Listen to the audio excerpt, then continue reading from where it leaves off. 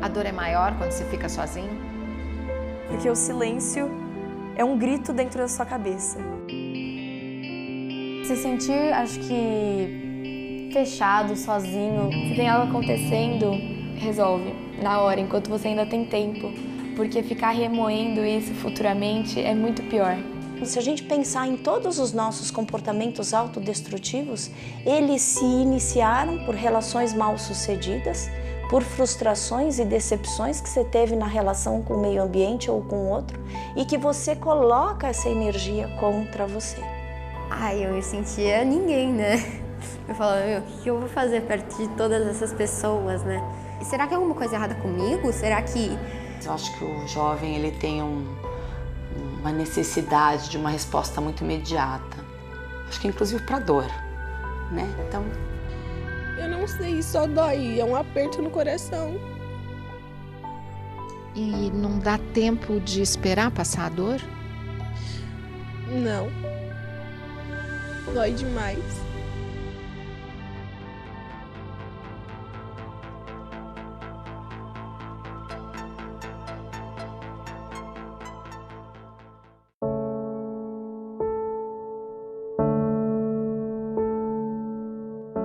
Quando uma criança cai e chora, qual é a primeira coisa que a gente fala? Não chora, a mamãe tá aqui, vai passar. Sempre que ele cai, a nossa primeira reação é querer que ele silencie o choro, né? A gente fala, não foi nada, foi só um susto. E não faz mal, caiu, tá brincando, né? Um lugar gostoso, com árvore. O que você está sentindo?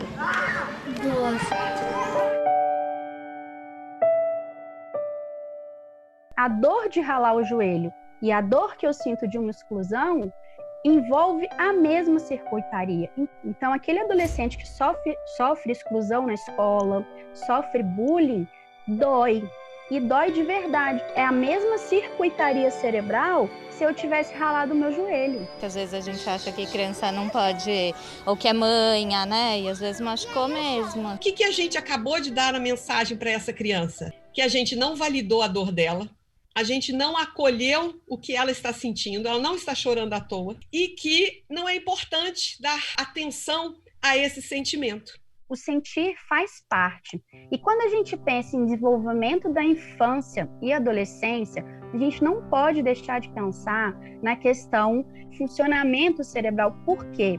Ele não está amadurecido. O nosso cérebro ele só vai amadurecer aproximadamente lá pelos 25, 24 anos de idade. Então ainda tem muito tempo. Como é que você se sente cuidando desse machucado você mesmo? Feliz, porque daí passou a dor. Passou a dor? Sim.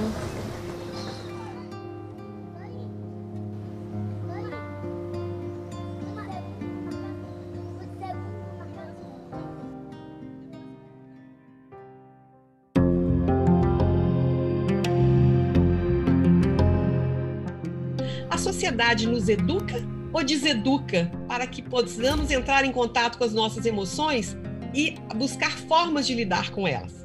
Então, se a criança aprende, né, a lidar com isso na infância, isso é um hábito, como se você aprendesse a escovar os dentes. Você teve um sentimento ruim, você validou, você vai e repete porque o bem-estar está aqui. Criar crianças fortes, formar jovens resilientes. Desejo da maioria dos pais e mães, mas a correria do dia a dia nos apressa, nos atropela, nos distancia. E aí vem uma pandemia e nos tranca em casa, todos juntos, como há muito não acontecia. A pandemia e a consequente isolamento social impediu que as crianças e adolescentes encontrassem os amigos, os colegas, proporcionando nessas crianças e adolescentes um aumento da ansiedade, do desânimo, da tristeza, um excesso de tempo no celular. A internet ela é fascinante para adultos, jovens, adolescentes e também crianças. O que é preciso é ter, na medida do possível, um diálogo sobre esse uso, porque na internet aparece de tudo e que podem, de certa forma, levar a jovens ou crianças a esses tipos de jogos que levam, né, para o fim.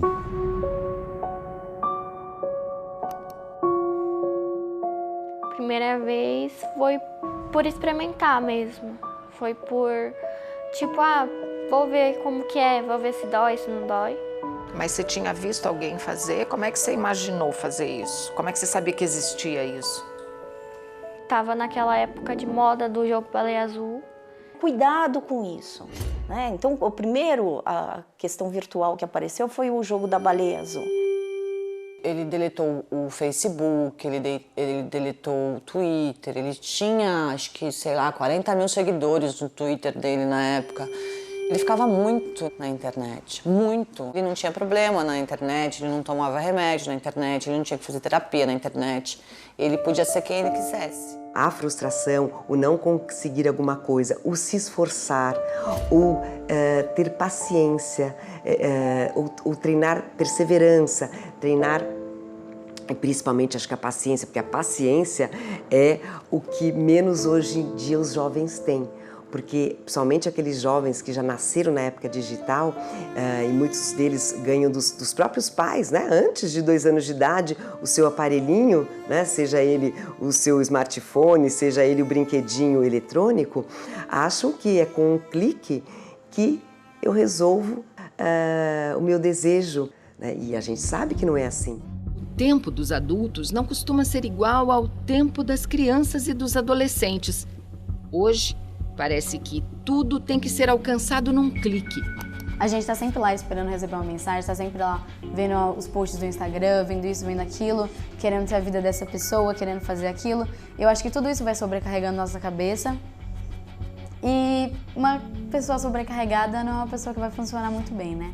A gente anda muito estressado ultimamente, né? Sofrendo muita pressão, principalmente a gente que estuda, vestibular e essas coisas. Eu escutei de uma jovem outro dia que falou assim: nossa, eu tô cansada, que parece que eu nunca vou viver, porque era o 3º ano, depois eu entrei na faculdade, aí ia trabalho, e eu preciso viver agora. Então, olha como nós estamos, né, educando esses jovens, né? Às vezes fala muito das mídias sociais, é o fora, né, do mundo digital, do mundo da internet. Mas a gente esquece de pensar o quanto que o mundo interior do meu filho está fortalecido. E aí, na adolescência, como tem um turbilhão de mudanças no corpo, neurobiológico, digamos assim, essas questões, né, ansiedade, depressão, comportamento com tentativa de tirar a vida, a automutilação começam a aparecer. Para mim, bullying é você usar as suas forças para tirar de outra pessoa. Falava mal do meu cabelo, das minhas roupas, do jeito que eu falava. É um trauma. Deixa a pessoa traumatizada. E daí as pessoas olhavam pra mim e falavam, nossa, que ridícula, ficavam fazendo comentários e tal. E eu não sabia muito bem o que estava acontecendo, né? Porque eu não, assim... A questão do bullying tem a ver com preconceito, tem a ver com uma falta de respeito daqueles que escolhem um foco, uma criança um pouco mais frágil, tímida, né? E acabam, vamos dizer assim, agredindo em grupo aquela criança. Então, aquela criança que é agredida, ela sofre. Para o melhor amigo dele, ele falou que estava sofrendo bullying na escola, mas nunca demonstrou que fosse ou nunca chegou em casa reclamando o motivo.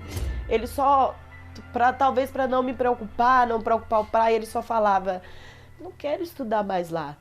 Quando a gente fala de bullying na adolescência, a gente geralmente fala de questões que ocorrem dentro da escola, entre os colegas, mas porque a escola é a instituição onde o adolescente passa a maior parte do seu tempo e ela tem um papel socializador muito importante, desde a infância até a adolescência. Depois que eu pedi ajuda, a direção resolveu e os meus pais também. E eu nunca mais passo por isso de novo. Eu entro na brincadeira também, eu falo, sou pequena mesmo, com muito orgulho. Respeito é bom e todo mundo gosta. Já o bullying é péssimo e não tem espaço para ele.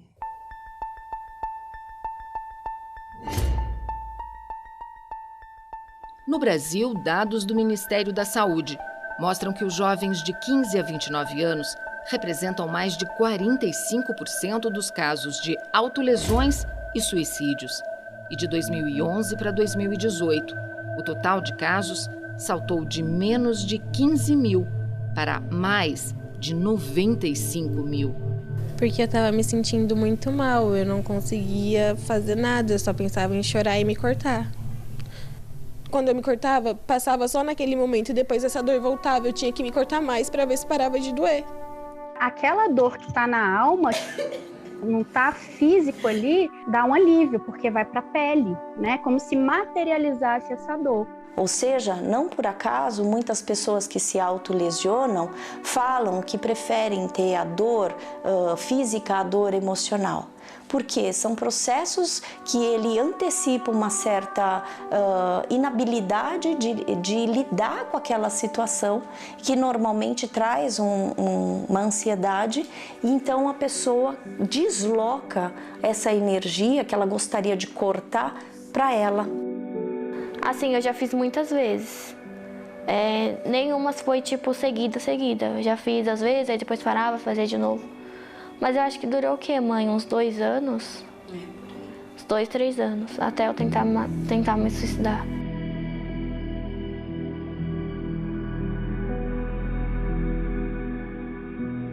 Ela tava com blusona assim, mas eu nem sabe o que é você nem se ligar, de nem pedir para ver. Depois que eu comecei a prestar atenção no corpo dela, cortava até na barriga para não ver. Muitos jovens tendem a esconder as autolesões não suicidas ou mesmo as tentativas de suicídio por cortes com roupas. Então, por exemplo, no calor, observar que o jovem tem usado moletom, tem usado roupas de manga comprida, pode estar escondendo cortes. Às vezes eu pintava com maquiagem, né? Porque eu gosto de maquiagem, aí às vezes eu pintava, escondia. Enfim, ou fazia na barriga ou nas pernas. Ninguém sabia? Não. Jovens que de repente se isolam, passam a dormir de mais ou de menos, ficam irritados por nada ou com tudo, podem não estar conseguindo lidar com a vida real. Eu me sentia perdida, confusa, como se tudo que eu tocasse eu destruísse. Como se eu não fosse, fazer diferença na vida de ninguém, como se fosse uma pessoa que fosse um nada, sabe? Quando você tem esse sintoma, falta de esperança no futuro, em que as coisas mudem ou melhorem, o prognóstico do quadro piora significativamente. Existem alguns estudos que mostram que a presença desse sintoma aumenta a chance de até 3 a 6 vezes de suicídio em adolescente, porque tem a impulsividade associada à desesperança, então é como se ele não tivesse um freio e nem um porquê continuar lutando. Naquele dia foi tudo tão normal, a gente se despediu, ela veio para a escola, só que já estava tudo planejado. Ela fez carta para todo mundo, fez carta para o padrasto que tinha saído de casa, fez carta para o pai, fez carta para mim, para o irmão, para alguma amiga dela. Ela entregou as cartas para mim para eu entregar para as pessoas que ela tinha escrito. Te pediu obrigada por tudo que viveu comigo, pela pessoa que eu era, que ajudava ela sempre e que falou que vai partir dessa para melhor, para eu não ficar triste e para eu viver a vida. Pensei, eu não posso deixar isso tudo passar em vão. É uma coisa muito forte que aconteceu. Aí eu fui correndo e entreguei a carta para nossa diretora. Porque eu queria parar de sentir a dor que eu estava sentindo. Parar de ter que chorar, de ter que fingir que eu estava bem, ou de fingir que a minha vida era perfeita. A pessoa não quer se matar, ela quer matar o sofrimento, aquilo que está matando esta pessoa em termos de sofrimento. Nem a gente mesmo que está passando por isso, a gente entende. Eu entendo que você está em sofrimento, mas eu não sei como ela é, então me conta como é que é o teu sofrimento. E quando a pessoa se sente vista nesse ponto, né, existe uma esperança, uma fé que ela fala, opa, alguém se importa comigo. Ainda dói?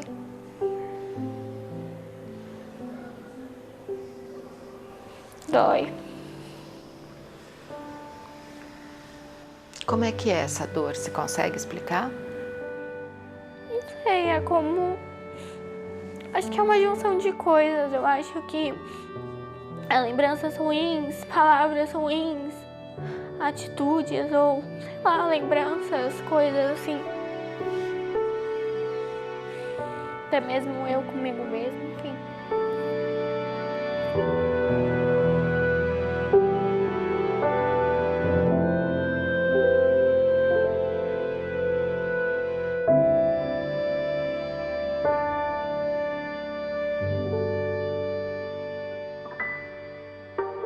Quem mata quem quando um suicídio acontece?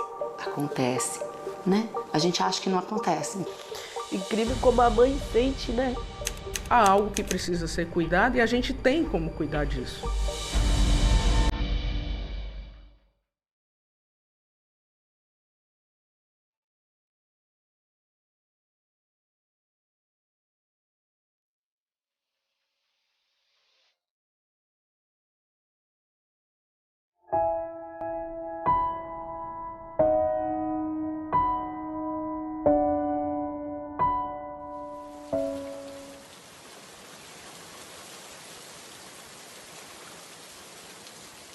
Todos os dias você acorda e a primeira coisa que você pensa é: meu filho se matou. Queria fugir de tudo, sabe? Esquecer, poder não sentir nada. Depois que eu tentei, eu vi o peso que isso tem. No meu caso, para quem não conseguiu, depois de um tempo, sei lá, é ruim. A gente fica se culpando, perguntando para Deus por que que eu não morri, ou por que, ou o sentido de eu ainda estar viva. Eu falo assim, eu falo pra minha filha até hoje, eu falo, se eu tivesse perdido ela aquele dia, a minha vida, é o que eu falo pra ela pensar sempre nisso, porque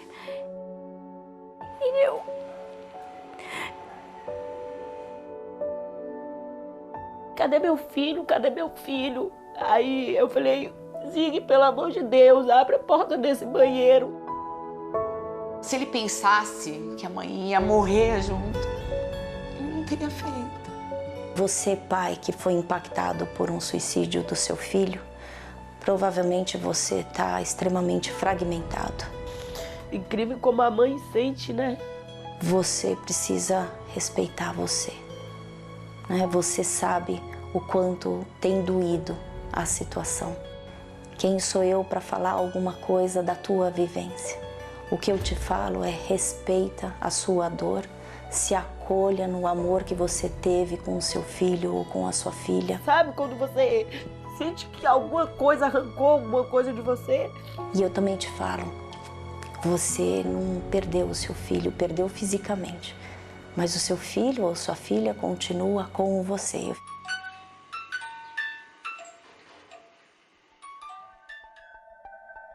Suicídio.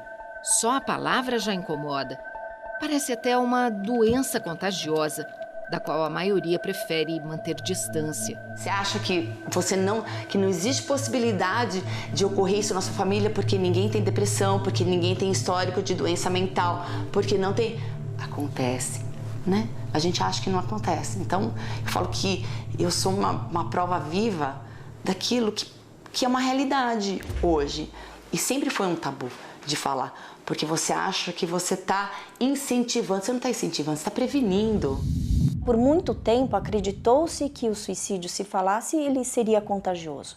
Eu não acredito no contágio, eu acredito na influência. E influencia se a gente não cuidar dos mais vulneráveis. E quem são os mais vulneráveis? São aqueles que não se sentem ouvidos. Eu me sinto muito sozinha, sabe? Muitas vezes a gente em casa não tem ninguém para conversar.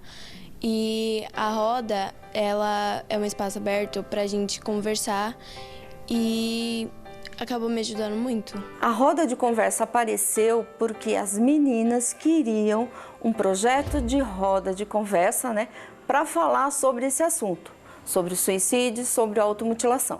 E eu queria dizer que eu amo muito vocês porque vocês me ajudaram no momento mais difícil da minha vida. Nós sabemos que o suicídio hoje é considerado uma epidemia, né? Porque ele se propaga no espaço onde há um acontecimento.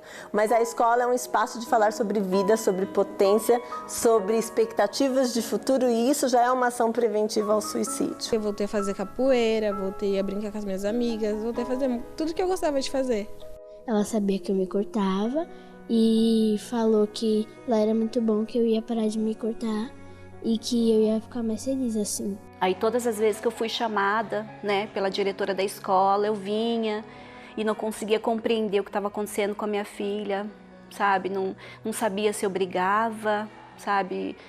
Não conversava com a diretora, me dava conselho, me falava que provavelmente ela estava passando por algum problema, que eu tinha que sentar com ela, conversar. E eu não conseguia saber o que fazer.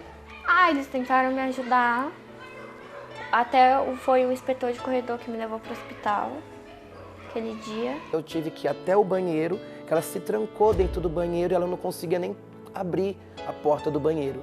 A gente teve que abrir a porta do banheiro, tirar ela de lá de dentro nos braços e levar para o hospital, falando que queria perder essa dor que ela estava sentindo.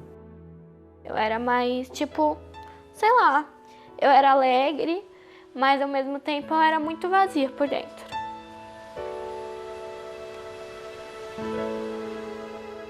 A escola tem que ser um espaço aberto, onde a gente possa encaminhar, conversar, mostrar que a escola pode agir, pode ajudar essa criança a ter mais vida, a criar vida. A escola ela é muito importante, mas a escola não é a única importante para enfrentar esse problema, né? Já é um consenso hoje de que programas, estratégias, políticas para a prevenção de violência envolvendo crianças e adolescentes, e quando eu falo violência, o bullying está incluído aí, eles têm necessariamente que ser intersetoriais. Segundo a Organização Mundial da Saúde, o suicídio é a segunda principal causa de morte entre jovens de 15 a 29 anos. Na cidade de São Paulo, 8 crianças se mataram nos últimos 4 meses de 2019. 8 casos denunciam muitas coisas para a gente, denunciam as condições também que a gente tem oferecido para o desenvolvimento da adolescência nos dias de hoje. Essa responsabilidade de cuidado precisa ser da escola, precisa ser da família, precisa ser do poder público. São pessoas que perderam a vida por algum sofrimento, por alguma situação que eles não tiveram suporte, um apoio e que a gente, enquanto sociedade, não deu conta de acolhê-los, né? Na hora que você começa a ter essas alterações, né, de menos-valia em relação a si, de falta de esperança em relação à vida, de falta de perspectiva, há algo que precisa ser cuidado e a gente tem como cuidar disso. O suicídio é a forma de você tirar a própria vida. Quando a gente fala então do suicídio na infância, numa adolescência, a gente está falando de algo que é gravíssimo. Em muitos casos, os comportamentos podem ser confundidos com as mudanças da adolescência. A adolescência é um momento extremamente delicado e complexo. Você tem as mudanças em relação ao corpo, você tem as dúvidas em relação à questão do trabalho, você tem as dúvidas em relação às questões sexuais, a relação com o outro, você tem quebras de idealização em relação às figuras paternas, você tem uma expectativa social muito grande jogada. Na adolescência ele não ia mais para a escola, então eu não conseguia levar ele para a escola. Ele ia 2, 3 dias e eu acho que muito por causa dessa questão social, né? Que ele tinha que conviver com as pessoas na escola. O que é normal, o que não é normal? É uma linha muito tênue, né? Será que é só um problema de adolescente ou isso vai se perpetuar? É muito complicado, a gente não está preparado para isso, sabe? Eu acho que os pais não são ensinados a entender essa nova geração. Praticamente 90% dos casos de suicídio, na época do suicídio, os jovens estavam passando, 90% dos jovens estavam passando por problemas de saúde mental. Ele começou a falar de se matar, eu acho que depois dos 16 anos, de falar, de verbalizar isso, não, eu vou me matar. Até ele tentar a primeira vez mesmo, a gente achava que ele não ia... Não é que ele estava fazendo isso para chamar atenção, não. Ele tinha realmente um distúrbio que atrapalhava muito o raciocínio dele, mas que a gente, no fundo, a gente achava que ele não ia ter coragem de fazer isso. E finalmente ele foi diagnosticado como border. E aí a gente já sabia mais ou menos que caminho que ia tomar, né? A síndrome de borderline é um transtorno de personalidade que provoca uma instabilidade grave e contínua no comportamento, no humor e na autoimagem dos pacientes. Essa doença também causa um problema que ele não tem uma autoimagem muito boa de si, né? Ele sempre acha que ele é um monstro e tal. Ele estava em casa confuso e irritado, estava com muita raiva do plano de saúde, porque ele queria fazer uma cirurgia. Ele ligou e falou: vó, pode cancelar o meu plano de saúde? Porque eu não quero mais ter plano de saúde, porque eu não estou conseguindo fazer nada desse plano de saúde. E, aliás, eu não preciso, porque eu vou me matar. Quanto mais a gente puder falar sobre o assunto, então, em família, em casa, construir esse espaço de acolhimento, ter espaços de olho no olho. Há muito tempo atrás, eu vi uma propaganda do CVV. Um jovem que, de repente, ele ia pegar um telefone, aquele telefone preto antigo, e a mão passava pelo telefone. E uma mensagem assim: talvez se ele tivesse conseguido conversar com alguém, né, poderia ser tudo diferente. Eu fui no impulso. Então, depois, quando eu estava no hospital, quando eu me dei conta, eu falei: nossa, o que eu fiz? Bateu, obviamente, aquele arrependimento, aquele alívio de estar viva, de estar bem, de estar completamente inteira. Mesmo entubada, você começa a criar consciência do que estava acontecendo, mas eu não fiquei no hospital sofrendo com aquilo, psicologicamente falando. De repente ela precisa comunicar algo que está dentro dela, seja o que for, e não tem esse alguém, aí o CVV se coloca à disposição, porque todo voluntário, ele cria um clima, procura criar um clima de acolhimento e compreensão. Essa mensagem de valorizar a vida, que é a missão do CVV, me fez todo sentido. Eu já fazia outros trabalhos voluntários e esse trabalho voluntário acho que veio a complementar o que eu gostaria de fazer.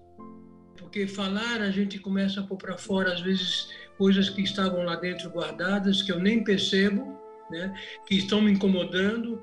De repente, quando eu falo, eu trago a consciência, eu posso ver que lugar isso ocupa dentro de mim. E essa sensação de alívio me permite olhar melhor para mim, olhar os recursos que eu tenho, olhar os meus pensamentos, os meus sentimentos e o que eu posso talvez fazer com aquela situação que às vezes não é nada simples. Eu já usei drogas. Comecei com um beckzinho de vez em quando. Ele me fazia esquecer meus problemas, me deixava na brisa. Só que depois da maconha, eu queria um pouco mais. Ele se envolveu com as drogas pela amizade. Ele gostava de estar sempre enturmado. Sempre um comando, uma liderança de amizade, de comportamento. Desde pequeno eu sempre falei para ele: cuidado, porque como ele sempre foi muito extrovertido, então eu sempre falava para ele: cuidado com quem você se envolve, né? Porque vai chegar uma fase que você vai estar muito perto de coisas que não vão te fazer bem.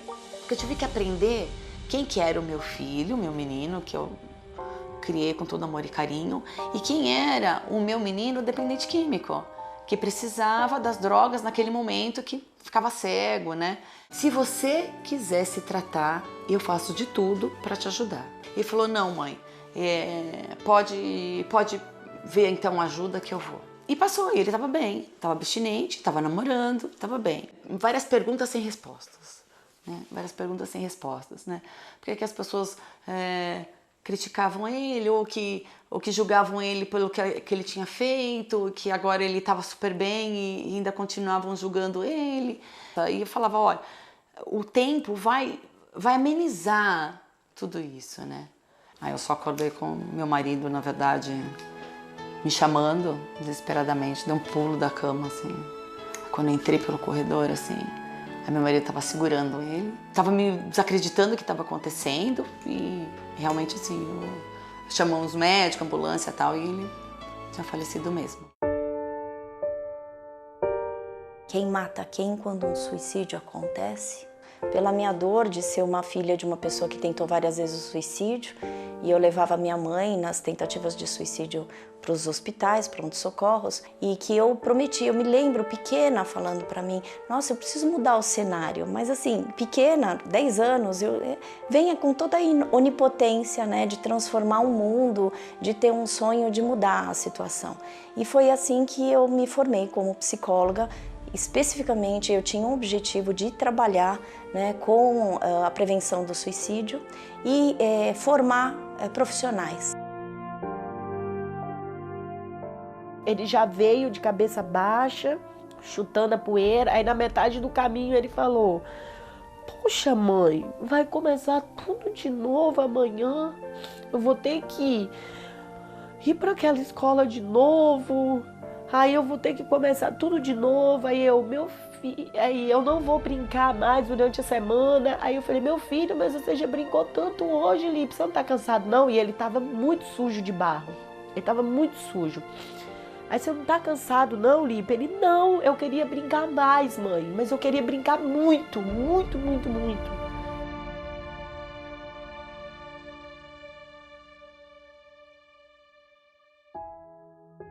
E uma vez eu questionei ela, né? Eu falei assim: "Laís, você não tem medo de morrer?" Aí ela falou assim: "Eu tenho muito medo de morrer." E aí eu não conseguia entender. Mas se você tem medo de morrer, por que você tenta morrer, né? E ela não tinha uma explicação para dar. Mas a explicação que eu consigo ver hoje, que eu entendo hoje, é que ela tinha uma angústia. Ela sentia algo tão difícil, era tão difícil para ela, era uma tristeza tão grande, que ela não sabia como lidar com isso. E foi um modo dela acabar, porque você entende que tecnicamente morreu, acabou. Todo mundo dava muito amor para ela. A avó dava muito amor, a gente dava muito amor, a mãe biológica também dava amor para ela. Então, mas ela mesmo assim, por mais que a gente se esforçasse para tudo, ela sempre sentia aquele bendito vazio que não tem como preencher.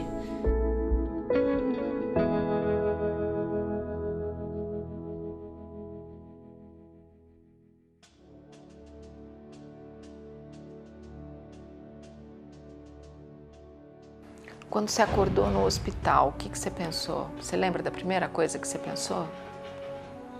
Pior que não. Eu me perguntava por que não tinha acontecido. Perguntava o que eu ia ter que viver ou se eu era tão insuficiente que nem morrer eu conseguia. Foi assim, 2 pensamentos totalmente diferentes.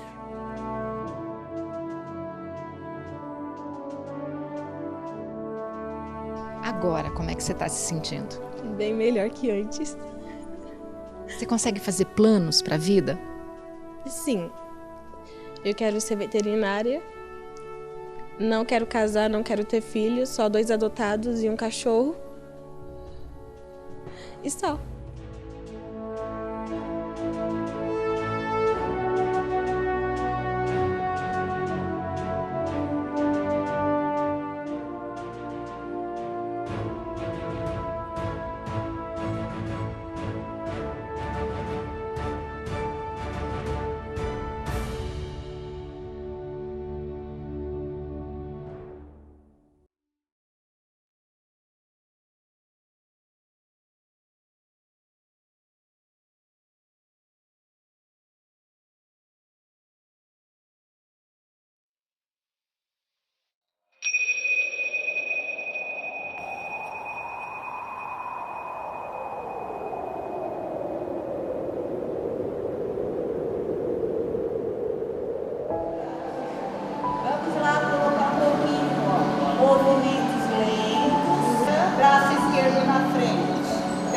cheia na frente.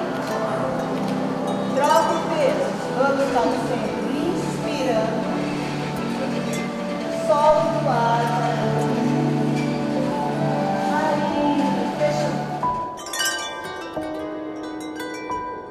Eu estou extremamente emocionada para falar isso porque é realmente a essência do meu trabalho, né? Eu aprendi que eu não ficaria a menina de 10 anos solitária achando que eu não tinha o que fazer, né? Eu acho que a gente tem que ser agente de mudanças. Fazer a diferença é você se colocar legitimamente em presença para o outro, para falar, eu entendo a tua dor, mas eu não sei como é que ela é. Tem uma diferença. Pai que escuta o seu filho, que é acolhedor com a sua filha, que conhece os amigos dos seus filhos e suas filhas, que dá o ombro para o filho quando o filho ou a filha precisam. Quando isso está presente, o envolvimento dos adolescentes ele é menor. Isso exerce um efeito protetor, seja como vítima, seja como perpetrador. por outro lado, o uso de práticas disciplinares violentas, né? É o pai que bate, a mãe que bate, que grita, que xinga, que humilha, que puxa cabelo, que dá palmada. Então, adolescentes que estão inseridos em relações familiares em que essa prática é percebida como frequente pelos adolescentes, isso aumenta o envolvimento dos adolescentes. Isso está associado a um maior envolvimento dos adolescentes com situações de bullying e violência. Aí hoje eu ajudo as pessoas, eu converso, falo o que pode levar uma criança, os pais prestarem mais atenção nos sinais que os filhos dão. Tem gente do Rio Grande do Sul, de São Paulo, tem uma quantidade de pessoas muito grande que fala comigo. Tem gente dos Estados Unidos, de Portugal. Tem meninas que me procuram e falam: Cida, hoje eu não aguento mais o que eu tô passando, eu vou me suicidar. E meninas que pedem ajuda, falam do sofrimento.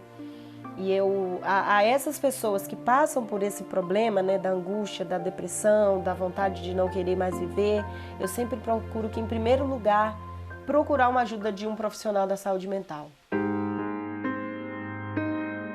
A gente tem hoje uma série de estratégias que vão desde estratégias medicamentosas, quando a gente tem os quadros depressivos, por exemplo, depressão grave. Nem todos os quadros de depressão precisam de medicação, mas os casos de depressão grave, a gente tem hoje uma ampla lista de medicamentos extremamente eficientes. A depressão na infância e na adolescência, ela pode aparecer de maneiras um pouco atípicas em relação à depressão no adulto. Essa população tem uma dificuldade de se expressar, né, pela pouca idade, então a gente tem que pegar muito os sintomas nas entrelinhas. Quais são os principais sinais de alerta? Qualquer mudança de comportamento abrupta que acontecer com o seu filho. Tem gente que expressa isso falando: a minha vida não vale nada, seria melhor se eu estivesse morto, eu ainda vou desaparecer daqui. Algumas pessoas dão esses sinais verbais claros, mas outras dão sinais comportamentais. Se seu filho antes andava bastante com várias pessoas, ele começa a querer se isolar. Se seu filho começa a ir mal na escola, né? Baixo rendimento escolar. Uma criança começa a fazer vários desenhos falando sobre morte. As músicas que ele escutava, ele começou a escutar umas músicas mais melancólicas. Os desenhos que ele fazia, que eram os desenhos com muitas cores, muitas coisas, assim, ele parou de desenhar, ele começou a desenhar muito desenhos tristes, com criança chorando, né? Lágrimas, sofrimento. Uma irritação maior, uma perda de apetite, uma dificuldade de sono, começa a fazer cartas testamento, descuido com a própria aparência. Se um adolescente começa a falar que o cara que ele admirava, o artista que ele admirava, se matou. Isso são sinais de alerta. Eu estive nos Estados Unidos no ano passado, na Universidade do Texas, e com um grupo nós conversamos brevemente, né, sobre essa situação, e lá os casos aumentaram, as tentativas de suicídio aumentaram após essa série. Por quê? Porque os jovens começam a ter ideias novas e, como eu falei, se eles não conseguem ou não têm a oportunidade ou possibilidade de conversar para tentar elaborar tudo aquilo que está acontecendo, eles podem, vamos dizer assim, perder essa noção do que é ficção e do que é realidade. A importância da gente ter esses espaços de escuta, de informação, de chamar os pais dos jovens, quer dizer, todos têm que fazer parte dessas ações em prol da saúde mental. Interação é importante. Isso nenhum computador nos dá. Não dá. E aí por isso que assim eu enalteço as vivências e os encontros presenciais. A nossa missão é valorizar a vida. E como é valorizar a vida, né? Conhecer aquela pessoa naquele instante, que ela venha como ela pode vir. Eu não preciso modificá-la, mas eu preciso fazer o esforço de compreendê-la. A gente recebe ligação aqui de todos os lugares do Brasil que você imaginar, pessoas desesperadas pedindo ajuda. Eu fui dar uma palestra num colégio para 100 adolescentes E eu comecei a contar a minha história. Uma garota de 12 anos que teve uma crise de choro no meio da palestra. E aí eu parei a palestra, abri os braços e falei assim para ela: deixa eu ser tua mãe por um dia. E ela veio correndo e me abraçou. E ela chorou, e eu chorei, a gente chorou muito. Há uma semana ela tinha tentado suicídio. Eu digo que sempre há esperança. Quando algo aparece, né, faz um boom, que é o caso do suicídio, da automutilação, a gente tem um foco, né, para esse ponto. E eu acho que a gente tem que olhar atrás, a gente tem que pensar nessa prevenção, porque aqui a gente vai ter um outro trabalho. E quando se fala em criança e adolescente, a gente tem que focar muito num trabalho de prevenção, né, para não precisar que eles cheguem a esses atos, né, tão jovens. Quando aconteceu isso com meu filho, com apenas 14 anos de idade, uma família totalmente estruturada, cheia de amor, virei para o meu marido e falei: está acontecendo alguma coisa. E eu tenho certeza que não é só com meu filho. Que a gente vai acolher os jovens, a gente vai cuidar dos jovens, porque o que aconteceu com o Matheus não é normal. O que está acontecendo atualmente com crianças a partir de 7 anos, que a gente recebe crianças com tentativa de suicídio, crianças de 7 anos, até não tem idade, pessoas assim felizes, que estavam bem com famílias estruturadas. O Espaço Ser oferece apoio psicológico para crianças a partir dos 7 anos de idade e também vai até as escolas onde estão os jovens e suas angústias. E desse grupo de 33 alunos, pelo menos devem ter 3 alunos, pelo menos 3 que estão em sofrimento acima do que é suportável para o ser humano. Mas mesmo assim você não consegue observar isso, porque é extravasado de uma forma diferente, ou através do sorriso, ou através da brincadeira, ou através do recolhimento. Então eles não têm espaço para isso. Mas a partir do momento que você tem o Tai Chi ou uma atividade de cunho realmente assim, que tragam eles para uma velocidade menor de raciocínio, de pensamento, onde eles se interiorizam, eles têm a possibilidade de retrabalhar esse sentimento. Os jovens, eles têm muita informação, né? Essas informações são pouco trabalhadas. Eles recebem as redes sociais como verdades o tempo todo. O que ele vê na rede social é uma verdade. Tem a pressão escolar, a pressão dos familiares, né? A relação também do cotidiano, que é bastante intensa hoje, né? Quantas famílias ainda param para conversar em casa na hora de um jantar, por exemplo, né? Para saber como foi o dia de cada um. Disciplina positiva. E nela, quando a gente pensa a adolescência principalmente, mas vamos pegar lá da infância, os pais, eles são como se fossem pontes, né?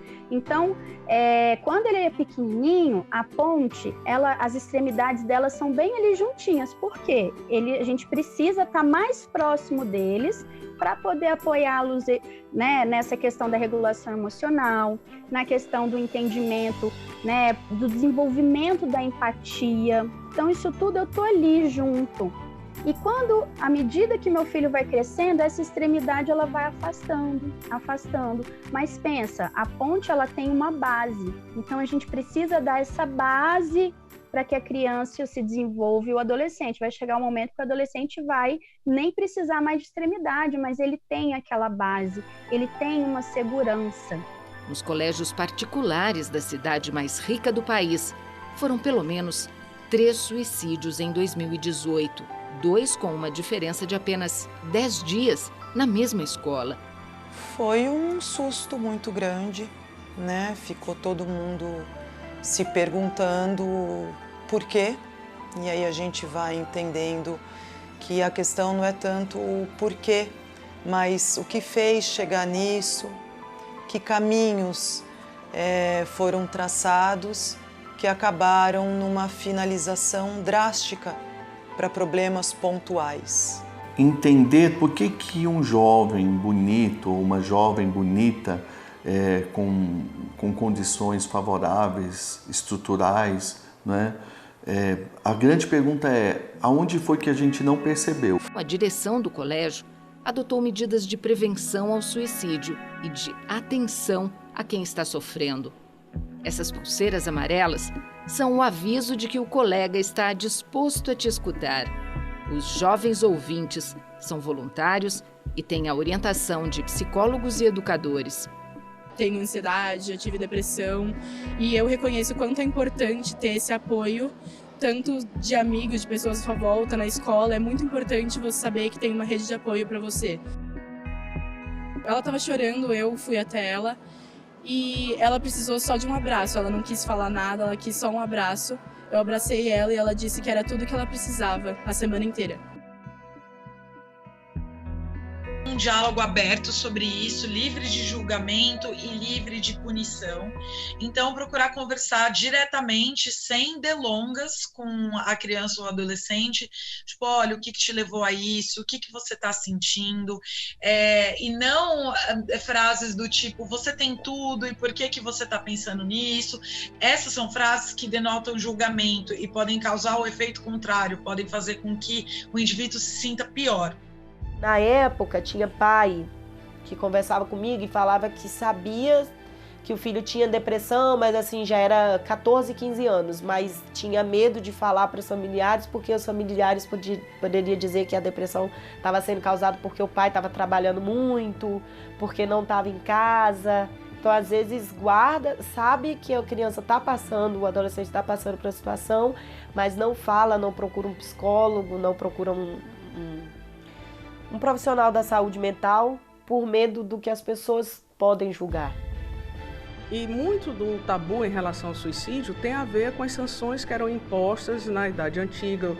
Os corpos das pessoas que se suicidavam eram colocados, espetados na entrada da cidade de cabeça para baixo. A família tinha os bens confiscados. Então, isso deixou um registro de vergonha que perpassa na história em relação à culpa. E aí, quando a gente começa a ter estudos científicos em relação ao tema e compreender a relação com a questão da saúde mental e a ter uma abordagem mais correta e não de um julgamento moral, a gente começa a entender que há uma multiplicidade de fatores e estudos começam a ser feitos para poder validar as abordagens, e todos os estudos, e é inclusive uma recomendação da Organização Mundial de Saúde, a importância de se falar sobre o tema. Toda vez que eu tinha uma crise, eu sempre pensava em me suicidar, porque os pensamentos suicidas sempre estavam comigo. E quando eu entrava numa crise, era a primeira coisa que eu pensava, era a primeira coisa que eu via saída, era o suicídio, era para mim a única forma de sair daquele lugar. Uma mudança precisa ser feita, certo? Então, se o indivíduo considerou acabar com a própria vida, uma mudança precisa ser feita. E muitas vezes a família precisa lidar com a própria frustração relacionada ao sofrimento do jovem. Então, como é que isso pode ser feito? Em primeiro lugar, procurar ajuda. E segundo lugar, abrir um canal de diálogo. Vai passar. Eu sei que tudo é difícil, tudo parece insuportável e que você nunca vai esperar isso. Mas se você estiver no tratamento certo, se você estiver tomando seus remédios direito, se você estiver com a ajuda dos seus pais, com o apoio da sua família, com o apoio dos seus amigos, com o apoio dos seus psicólogos e psiquiatras, isso vai passar em um dia. O suicídio não é a resposta, nunca foi e nunca vai ser. Você está vivo hoje porque alguma coisa fez você estar vivo hoje. Porque alguém quer que você esteja vivo hoje. Porque todo mundo que está ao seu redor quer que você esteja vivo hoje. Ao longo do tempo foi o que eu mais fiz, mudar e sempre buscar um norte para poder ajudar ele e depois a mim, porque depois que ele se foi, aí só sobrou a mim, né? O meu recomeço ele é diário, a minha luta ela é diária. E como é que você imagina que vai ser essa festa? Vai ser boa, vai ser legal, vai ser alegre. É para comemorar o quê? A vida. Qual vida? A minha. O que ficou do Vinícius? Ficou uma lição enorme. Primeiro de amor, carinho. Ele era muito sensível. Ela adorava animais, adorava cachorro. Ela não podia ver um cachorro na rua que ela corria atrás do cachorro. Um abraço. Um abraço. sorriso largo. Sou eu que abro a janela do quarto do meu filho, dou um beijinho na foto dele e agradeço pela força que ele passa para mim. Se reinventar, né, e sobreviver e tal, e continuar. Esse recomeço é dolorido. Caminha que a vida te encontra.